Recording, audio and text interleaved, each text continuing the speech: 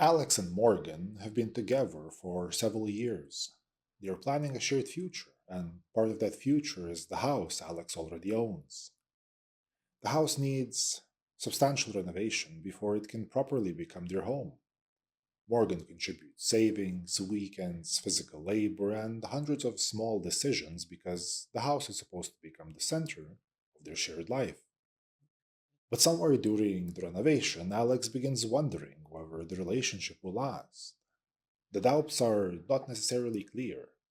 Alex may not know whether the relationship is genuinely failing, or whether months of stress, arguments about decisions, and unfinished work have made everything feel worse than it is. By the time the last cabinet door is fitted, Alex has been carrying those doubts for months. When people talk about using someone, they usually imagine something deliberate: pretend to care, get what you need, then leave.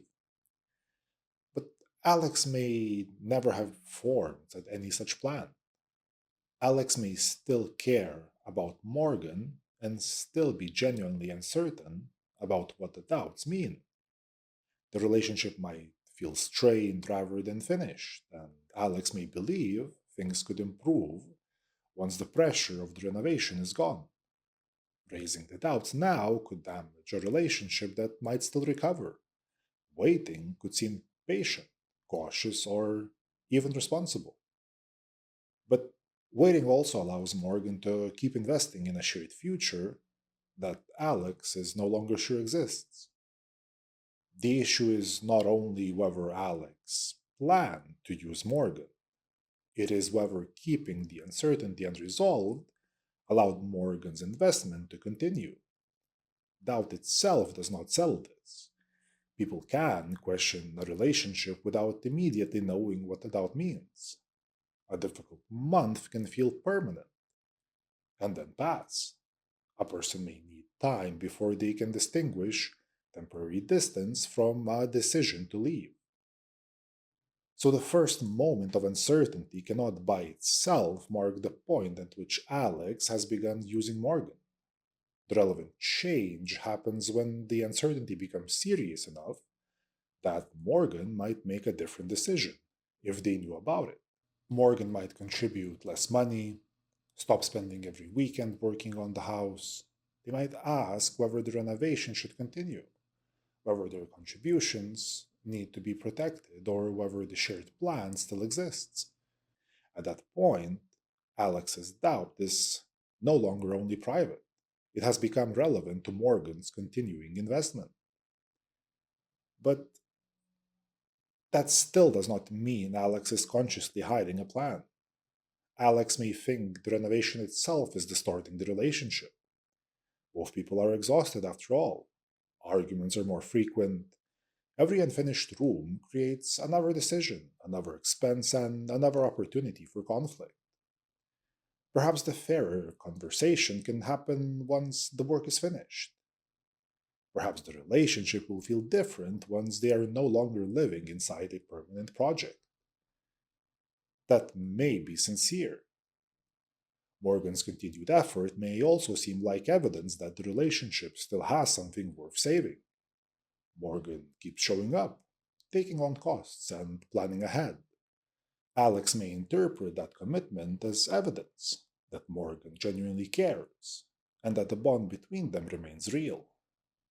The same investment that makes clarity more urgent can also make delay feel emotionally safer. But the delay has another effect. It allows the renovation to continue. Alex keeps receiving Morgan's money, labor, planning, and commitment. And whatever happens to the relationship later, much of that work remains attached to the house Alex owns.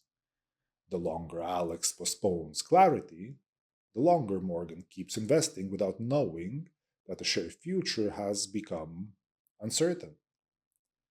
The process may begin with genuine uncertainty, but once speaking clearly could threaten something valuable, postponement becomes easier to justify. Morgan continues investing while Alex retains both the benefit of that investment and the option to decide later whether the relationship will continue. Over time, Morgan's commitment can become a means of completing a project whose future Alex is no longer sure they share. That does not mean the whole relationship was fake. A person can care about someone, share routines with them, imagine a future with them, and still allow the relationship to perform a function that the other person has not knowingly agreed to perform. This is one reason explicit intent is too narrow of a test. Human behavior does not always begin with a sentence like, I'm going to use this person. It can develop through postponement.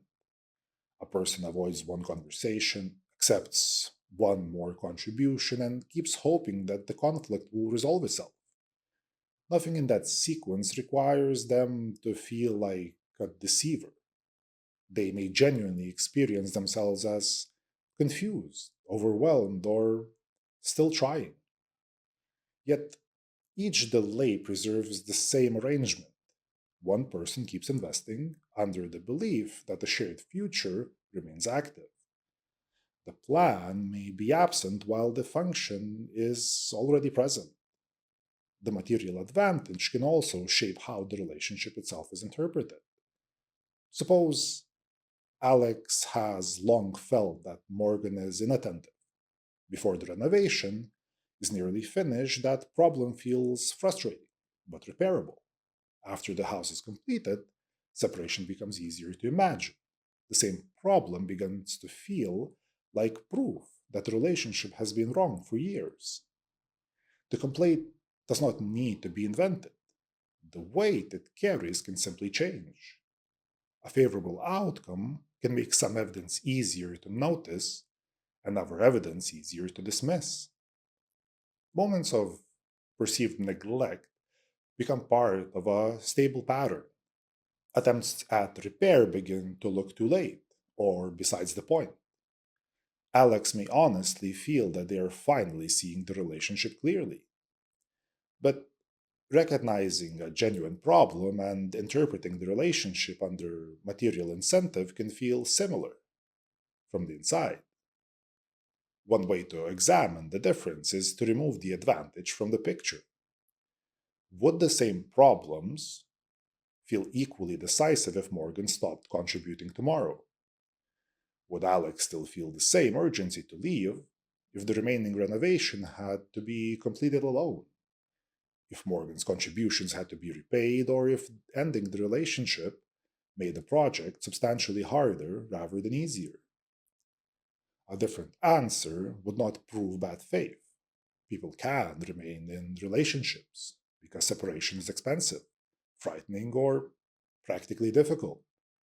Becoming able to leave can reveal a decision that was already present. But the counterfactual helps identify whether the material outcome is merely enabling the decision or partly selecting which reasons now feel decisive. The incentive may not create the story, but it may help determine which story becomes decisive. Where, then, does an ordinary change of mind become using someone? The final outcome is not enough. Alex ending the relationship after the renovation does not prove that obtaining Morgan's help was the plan. People can enter shared projects sincerely and later change. Feelings can weaken, stress can expose genuine incompatibilities that were difficult to see earlier. Nor does Alex retaining the improved house prove that every previous expression of commitment was false.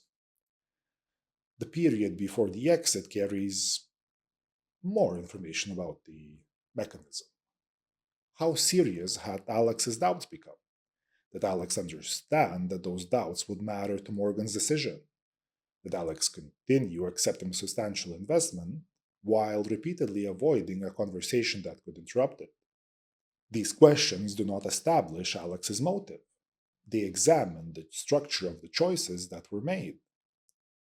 The central issue is Morgan's agency. A shared project depends on both people acting under same shared picture of what they are building. If Alex knows that picture may no longer be true, while Morgan continues paying working and planning on the basis that it is, the information gap changes the meaning of Morgan's investment. Morgan is no longer only participating in a shared plan, Morgan's commitment is also preserving an option for Alex. Alex can continue receiving the benefit while postponing the decision about whether the relationship will survive. That is where instrumental use can begin without a settled intention to exploit. Alex may still be emotionally involved. Alex may genuinely value Morgan's effort and interpret it as evidence that the relationship can recover. Alex may not know exactly what they will do, but Morgan continues bearing the costs that clear information might have stopped. Uncertainty has become asymmetrical. At that point, Alex might reasonably say, I haven't decided yet. That matters, but it does not fully answer what the uncertainty allowed to continue. Not deciding can itself preserve an arrangement. Avoiding clarity can have effects, even when the avoidance is not organized into a plan. The same arrangement can arise at different levels of awareness. A person might form a deliberate plan, recognize the advantageous pattern, and continue it, or keep postponing clarity because acknowledging the pattern would be costly. Those differences matter because they affect what can reasonably be claimed about Alex's intent.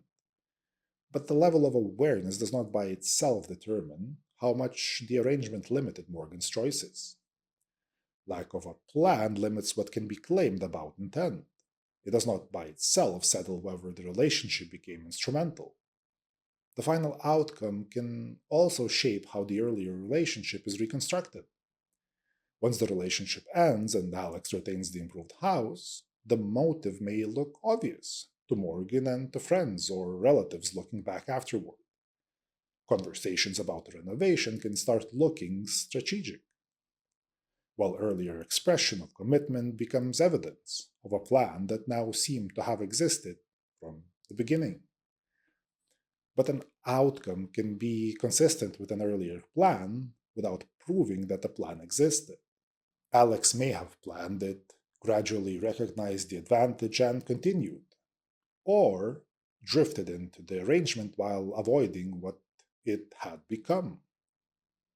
Alex's motives may also have remained mixed and partly unresolved throughout. The final arrangement cannot tell us which path produced it. Nothing about the completed house can show us the exact moment when the relationship changed. The difficult period is earlier, while care, doubt, benefit, and unequal information still coexist. The less obvious cases are not those where care was absent. They are the cases where care remained present, but clarity became costly. A person may never explicitly decide to use their partner, but the relationship may still become instrumental when unresolved uncertainty keeps one person investing in a future the other is no longer sure they share. In those cases, the use can begin before the intention is fully formed.